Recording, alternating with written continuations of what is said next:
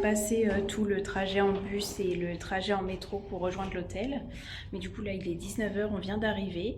Donc à l'entrée il y a plein de petits trucs gratuits à prendre. Donc j'ai pris surtout de la skincare et puis une brosse à dents. Donc voilà, quand on entre, hop, il y a un petit espace pour mettre la valise.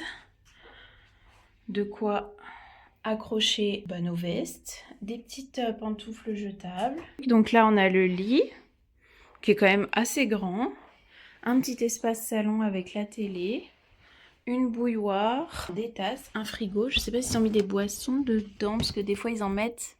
Non, là ils ont rien mis, c'est vraiment pour nous. Ah, le sèche-cheveux, ça c'est pratique. Et ensuite, on va voir la salle de bain. Voilà la salle de bain avec la baignoire, les produits et tout ce qu'il faut. Franchement, j'adore les chambres d'hôtel japonaises. Je trouve que c'est tout le temps hyper propre, qu'il y a tout ce qu'il faut. Vraiment, c'est super agréable. Bon, et bah ça y est, on a pris une petite douche. J'ai revêtu un vêtement beaucoup plus convenable et propre. Et donc là, on va faire un petit tour du quartier pour voir ce qu'on peut manger. Ça ouvre des restos là. Nickel, on va trouver un petit resto. Franchement, le quartier est assez sympa. Déjà, l'arrêt de métro, vraiment juste en face de l'hôtel. Donc ça va être super pratique pour nos déplacements. Et il y a vraiment beaucoup de restaurants et de combini autour de notre hôtel. Il y a même quelques petites chaînes de fast-food. Donc franchement, c'est assez cool. On s'est arrêté dans un izakaya. Donc tout est écrit en japonais. Il y a des brochettes, des sashimi. On a commandé de la bière. L'ambiance est assez incroyable. En fait, c'est quelqu'un qui nous a racolé dans la rue, donc on n'avait pas trop confiance. Mais finalement, quand on a vu, il y a pas mal de japonais dedans. C'est un peu en sous-sol. Donc, le principe des izakaya, c'est on commande plein de petits trucs qu'on se partage. Ça, c'est une recommandation du chef. Donc, c'est des sashimi de thon.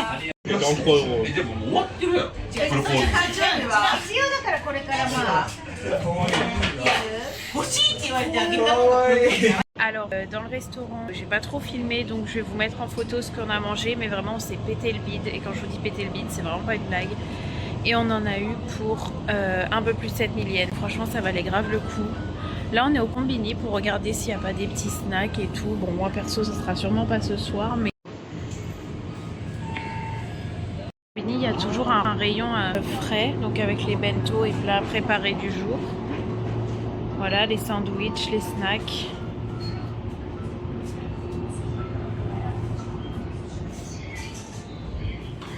Il y a un peu tout ce qui est utile au quotidien. Quelques médicaments, des objets d'hygiène. Alors, premier réveil au Japon, franchement, on a trop bien dormi. Je suis maquillée un petit peu parce que du coup, on va aller prendre le petit-déj. On s'est réveillés tous les deux avant notre réveil, franchement, contre toute attente. On s'est réveillés, c'était 7h08, j'avais mis le réveil à 7h30. Mon copain même avant. Je pensais que vu comme on était épuisés, on dormirait beaucoup, mais en fait, non, je pense qu'on est un peu déréglés. Donc voilà, là on va aller prendre le petit-déj et ensuite c'est parti. Perçu du petit déjeuner à 1100 yens, ça fait à peu près 8 €. Donc voilà, donc le buffet c'était un genre de buffet où on pouvait se servir comme on voulait. Il y avait aussi de la confiture avec des petites brioches, voilà, des petits trucs un peu occidentaux que des trucs japonais. Donc pour l'instant j'ai pris ça. Il y a aussi du riz et de la soupe miso. Si j'ai encore faim j'irai en prendre un petit peu, mais j'avoue que j'ai pas l'habitude de manger autant. Donc ça y est, c'est parti, on sort de l'hôtel, on va prendre le bus direction le parc Sankeien, un très joli parc visiblement à Yokohama. Donc c'est parti.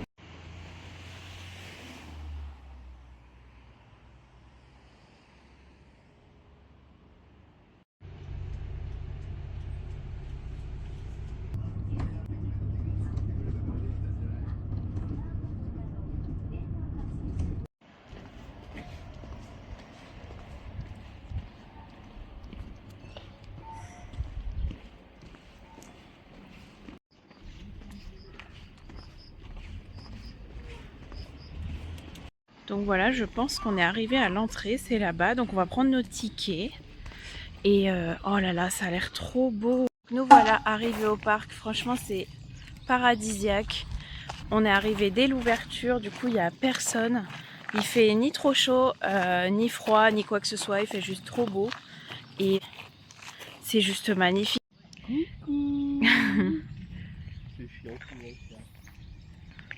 Il y a des carpes dans l'étang. Des petites tortues dans le lac, c'est trop mignon. C'est tellement beau.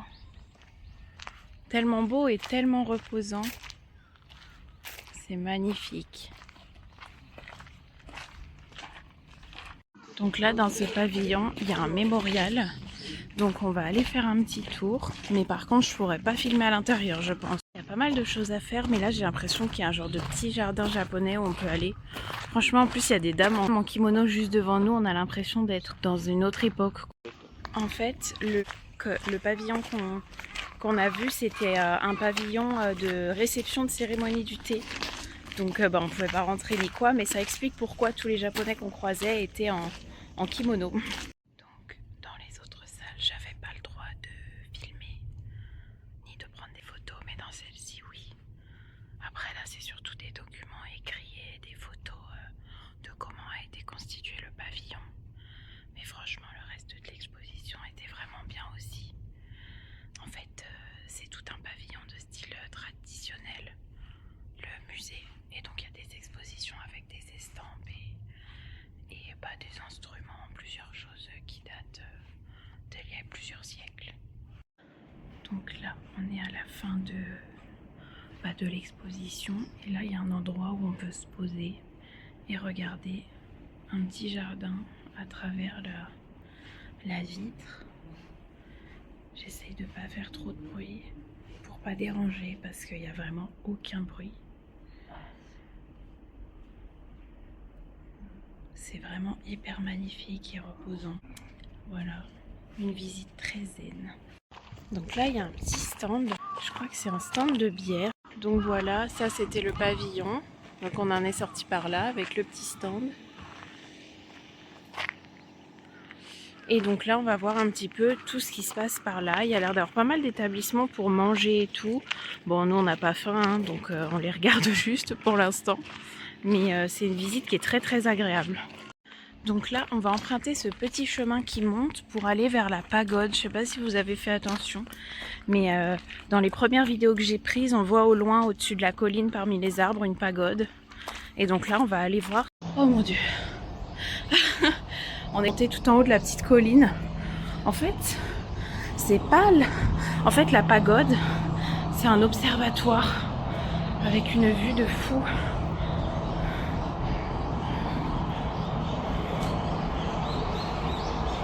On voit tout Yokohama. Bon, c'est très industriel. Mais il y a la mer là et c'est... Franchement, c'est trop sympa. Là, il y a un espèce de plan qui montre un peu tout ce qu'on voit. Très honnêtement, la vue est sympa, mais on est un peu déçus parce qu'on aurait espéré voir plutôt le jardin. Parce que là, c'était un peu industriel quand même. Après, bon, la montée, certes, on est crevé, mais en soi, on est passé à l'ombre. On a vu de la nature, ça a duré même pas 5 minutes. Donc bon, on est quand même content de l'avoir fait. Mais voilà, on aurait plutôt espéré voir un point de vue qui donne sur le jardin plutôt que sur l'autoroute et le port, quoi. Ah, c'est ça. Putain, on a rien compris, la pagode. Ah, mais en fait, là, c'est genre l'observatoire, mais la pagode, c'est par là-bas. Différent. Bon, sauvé. Donc en fait, effectivement, c'était pas la pagode. C'était juste un observatoire qui permettait de voir un petit peu la vue avec la mer. Et là, on va à la pagode, par contre. Et voilà, on est arrivé à la pagode. C'est trop beau. Et là, par contre, au pied de la pagode, on va avoir la fameuse vue sur le jardin. Donc voilà la vue. Donc, mais après, là, c'est très arboré. Donc on voit pas plus que ça. Donc voilà, on est redescendu. Et on va continuer l'exploration du jardin. Ça a l'air très sympa.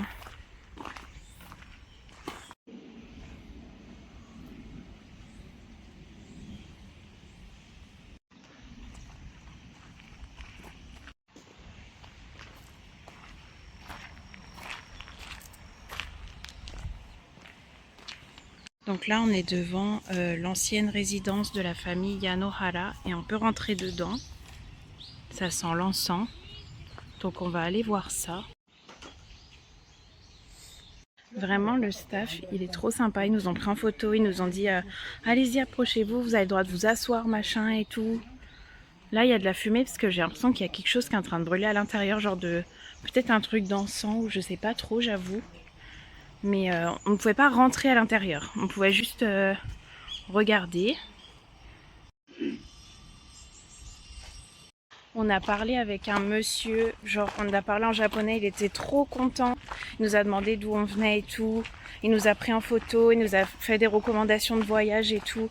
Genre vraiment c'est exactement ce qui me manquait de venir au Japon. Et c'est exactement ce qui me fait répéter à tous mes élèves et à tout le monde. Apprenez le japonais parce que ça va vraiment changer votre expérience de voyage. Genre là c'était un petit papy, il était vraiment trop gentil.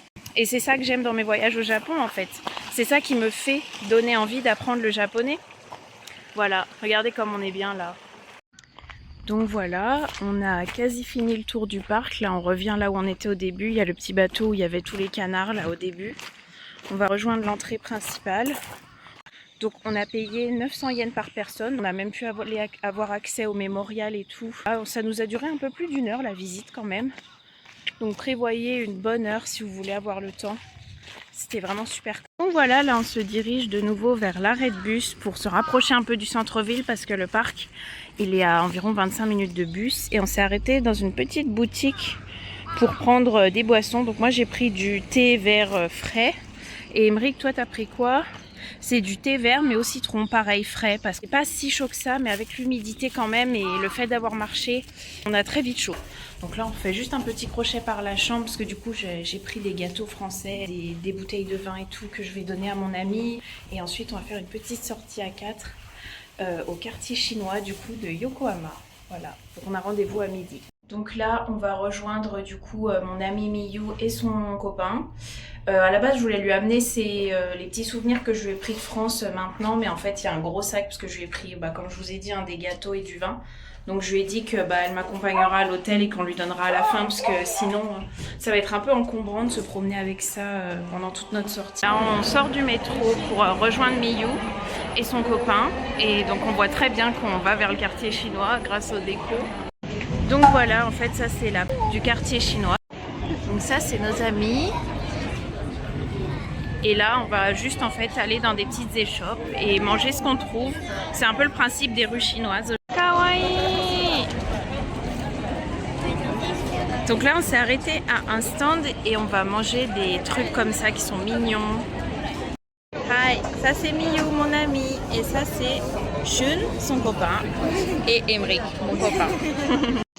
Donc là, on a choisi tous un différent. Ils sont trop mignons. Bon, alors les petites brioches étaient super bonnes. Et là, on va goûter. Donc c'est des fruits glacés. Genre moi, j'ai pris fraise et Emeric, il a pris fraise raisin. Voilà. Genre on a adoré. C'était super frais, ça faisait trop du bien. Donc là, on se prend un petit souvenir du quartier chinois. Il y a beaucoup de choses avec des pandas et des manju. C'est trop mignon. Hop, donc le curry de Yokohama, il est un peu célèbre. Et il y a aussi la bière japonaise. Voilà, donc ça je prends pour des... Franchement, on mange plein de bonnes choses, il fait super beau. On a pris des petits souvenirs. Là, on va prendre quelque chose à boire. Donc c'est avec du thé, des bubble tea. Moi j'ai pris donc avec de la pêche. Ça c'est oolong. Oolong, ok, donc thé oolong. Orewa. Kimokse, like orange. Orange. K. Naruhodo ne. Un peu comme l'orange. Emeric il a pris thé au jasmin avec citron. C'est bon. Donc là on va aller au Minato Mirai. Donc c'est un coin qui est près de la mer. Wow. Les bateaux incroyables, énormes. Donc là on est au niveau du coup de la baie de Yokohama.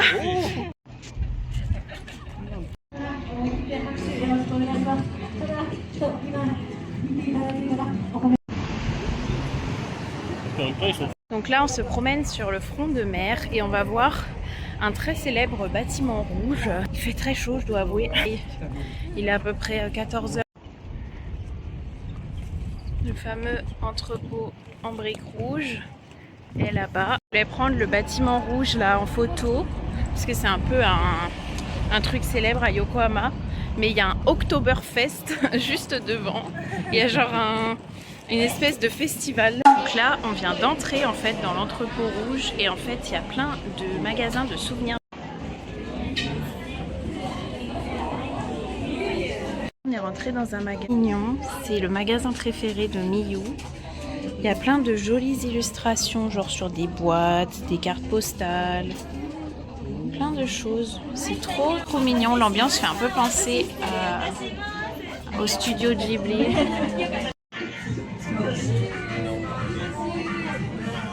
On est dans un magasin où il y a plein de petits objets traditionnels. C'est trop mignon. Dans un magasin, encore une fois, où il y a pas mal de trucs assez mignons.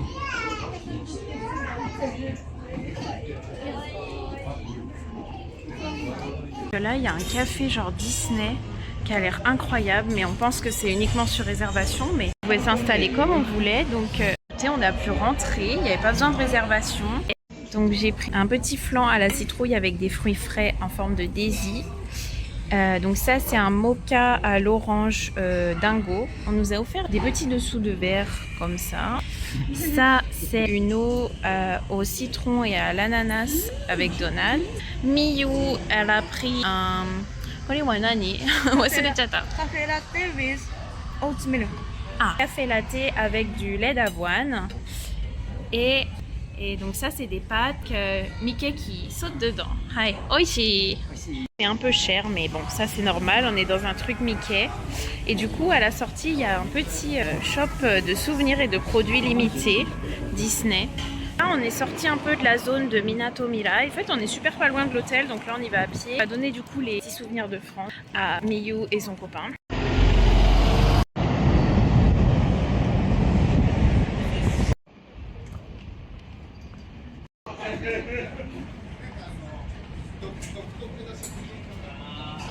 Donc là on se promène dans les petites rues avec des restaurants. Ensuite on va manger un petit tonkatsu. Et voilà. Kawaii. Voilà la boutique où on va aller. C'est ce qui a été recommandé par nos amis japonais. C'est une boutique de tonkatsu. Donc voilà le petit tonkatsu. On est tous les quatre pris le même. Le riz. Et la soupe miso. On va bien manger encore une fois. Écoutez, c'était délicieux. Et là, on va voir un petit peu la zone du port de nuit. Est-ce que vous voyez à quel point c'est magnifique? Genre vraiment, cette ville est incroyable. C'est trop beau.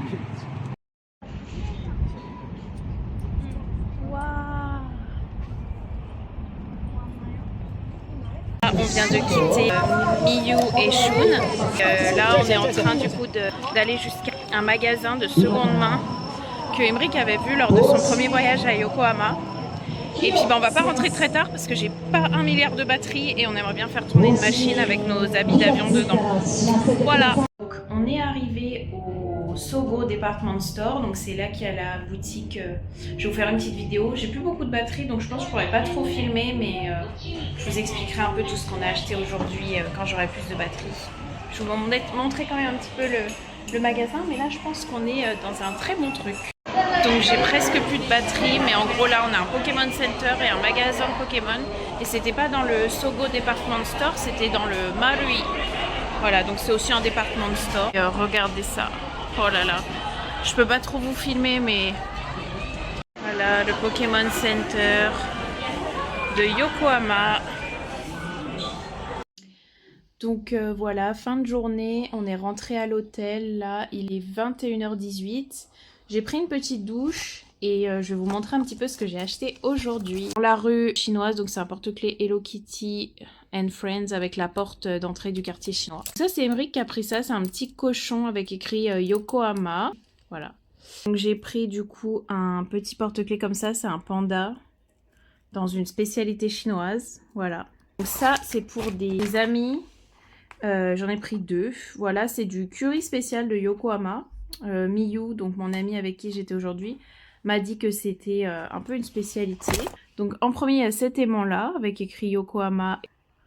C'est le magnète de l'entrepôt en briques rouges. Ensuite, donc Miyu m'a fait un petit cadeau quand on a été à son magasin préféré. C'est un marque-page. Donc déjà, c'était super bien emballé. Voilà le marque-page en question. En fait, c'est l'entrepôt en briques rouges, mais avec une jolie illustration. En fait, à la base, je voulais me le prendre à moi, mais Miyu, elle a dit non, je te fais un cadeau et tout. Donc voilà. Ensuite, j'ai acheté donc dans un Sanrio Store, donc ça c'était au Marui porte-clés Hello Kitty mais en bleu ciel, comme ça ira bien parce que vous avez, je sais pas si vous avez vu mais j'ai une robe bleu ciel qui est accordée elle-même avec mes sandales bleu ciel et mon sac Claudie Pierlot bleu ciel, donc je voulais un petit truc bleu ciel pour mettre sur mon sac. Donc voilà, avec le joli sac qui va avec et on m'a offert un petit tampon pom-pom Pauline. Et enfin, j'ai fait une affaire de fou malade.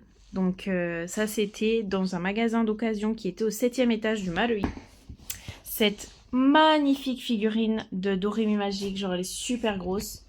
Et donc elle valait 5400 yens, ce qui fait à peu près 35 €. Et en fait j'ai regardé sur le Bon Coin et elle est vendue 115 € en France. Genre en fait c'est quelque chose qu'on pouvait obtenir sur une Ichiban Kuji. Donc les Ichiban Kuji c'est en fait on achète un ticket et on a un lot au pif. Donc soit on a un petit porte-clés, soit on a le meilleur lot. Et je pense que c'était le meilleur lot de la Ichiban Kuji. Donc elle était vraiment pas facile à se procurer je pense. Et toujours sur Doremi Magique, j'ai trouvé une Q-Posket. Voilà. Donc 1800 yens, ce qui fait à peu près 12-13 €. Voilà. J'ai aussi pris donc dans cet énorme magasin d'occasion, il y avait vraiment une variété de choses mais incroyables. Donc franchement, je vous conseille d'y aller. Donc ça s'appelle Marui. C'est juste à côté du Sogo Department Store. Donc c'est à peu près au niveau de la gare de Yokohama. Voilà, si jamais vous allez à Yokohama, sachez qu'il y a des bonnes affaires là-bas. Donc franchement, c'était une première journée excellente. Matin, donc là on est au buffet de petit-déj. Donc ça change un peu tous les jours. J'ai pris du natto. Ça c'est des œufs. Ça je sais pas trop ce que c'est. On dirait qu'il y a des pois chiches. De la courge. Ça c'est du poisson. De la salade de patates avec des tomates. Et du miso, le tout avec un café au lait sucré. Voilà. On va regarder un petit peu. Tester les petits smoothies comme ça. Donc en fait, on les achète comme ça et à la sortie, il y a des machines pour pouvoir les mixer.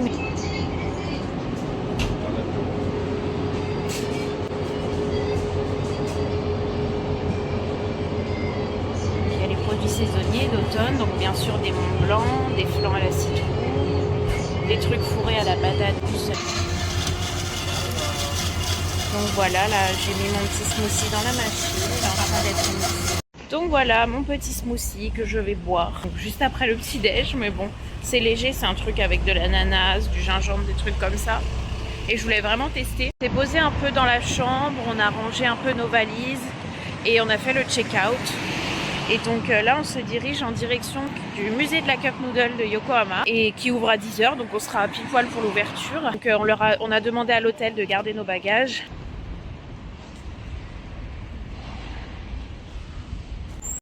On va essayer de faire un petit tour là-dedans au World Porters. C'est un espèce de centre commercial aussi. Et j'ai vu les vitrines avec des vêtements, ça a l'air pas mal. En théorie, il y a un rooftop, mais là, on n'a pas encore trouvé comment y aller. Donc, on s'est juste arrêté genre à l'avant-dernier étage et déjà la vue est très jolie. Donc voilà, en fait, dans le centre commercial, c'était un petit peu tout fermé. Donc là, on va au musée de la Cup Noodle qui ouvre dans 2 minutes. Et on reviendra après pour voir le rooftop. Voilà, on entre au Cup Noodle Museum. Il y a l'air d'avoir déjà pas mal de monde.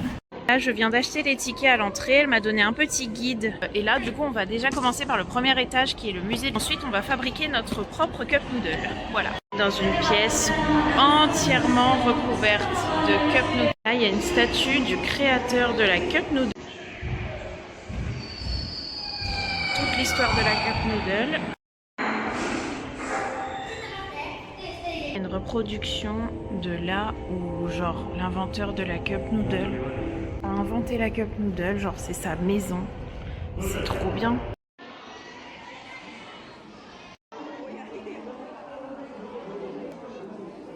Voilà, moi j'ai fait une petite Cup Noodle sur le thème de Yokohama avec la grande roue, les télésièges, les entrepôts rouges et la tour avec donc Clarisse et Brick. Donc là on va se rendre à l'endroit où on peut choisir les ingrédients qu'on va mettre dedans. Ça y est, on a choisi. Émeric, il a fait plutôt en mode fruits de mer. Et moi, j'ai fait plutôt en mode curry avec des trucs mignons. Il nous a donné un petit truc comme ça à gonfler pour pouvoir l'exposer. Donc voilà. Donc ça y est, on a fini. On a fait notre petite cup noodle.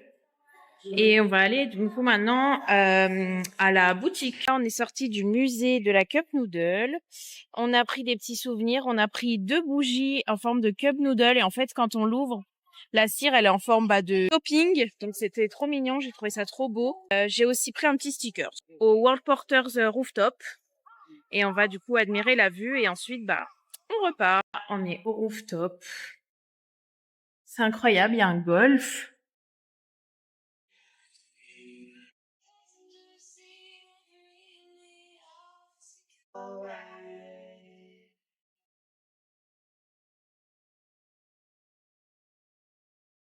Là, au premier étage du bâtiment, il y a un genre de food court avec plein de boutiques de glace, des restaurants. Là, derrière moi, il y a un McDo. Donc là, on vient de prendre le bus jusqu'à la gare, donc de Yokohama. Et on a récupéré nos valises à l'hôtel. Et donc là, on va prendre un métro qui va nous emmener à Kamakura.